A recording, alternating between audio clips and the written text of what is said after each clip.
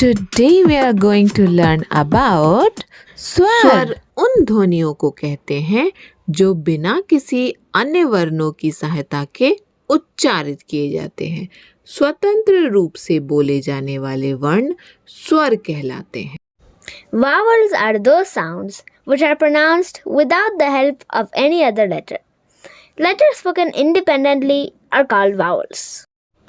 अ से अनार, A से अनार, आ से आम, A से आम, ई से इमली, E से इमली, ई से ईख, E से ईख, ऊ से उदय, U से उदय, ऊ से ऊन, U से ऊन, री से ऋषभ, री से ऋषभ, ए से एक, ए से एक, ए से ऐनक, ए से ऐनक, ओ से ओखली, ओ से ओखली, औ से औरत, ओ से औरत, अंग से अंगूर, अंग से अंगूर, अ आ, ई उ ऊ,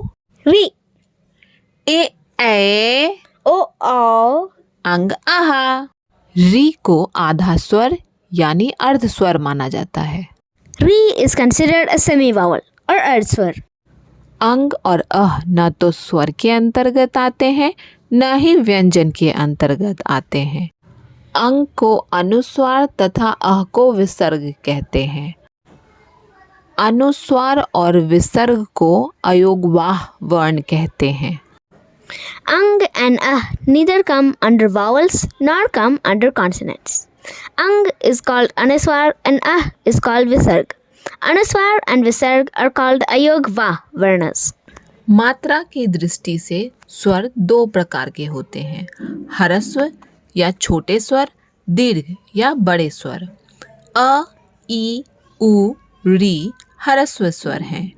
आ, ई, उ, ए, ओ, औ दीर्घ स्वर हैं। दीर्घ स्वर के उच्चारण में ह्रस्व स्वर की अपेक्षा 2 गुना समय लगता है। There are two types of vowels, short vowel and long vowel. A, E, U and Ri are short vowels. A, E, U, A, O and Au are long vowels. Long vowels take twice as long to pronounce as short vowels. केवल अ वर्ण को छोड़कर सभी स्वरों की मात्राएं होती हैं। Except the letter A, all the vowels have matraएं.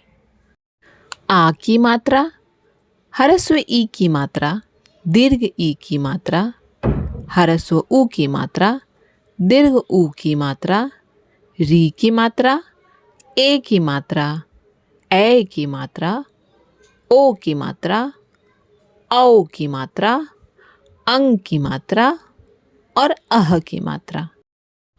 Practice time. In the first question, you have to read and write the words. In the second question, write the Hindi vowels 3 times. Thank you.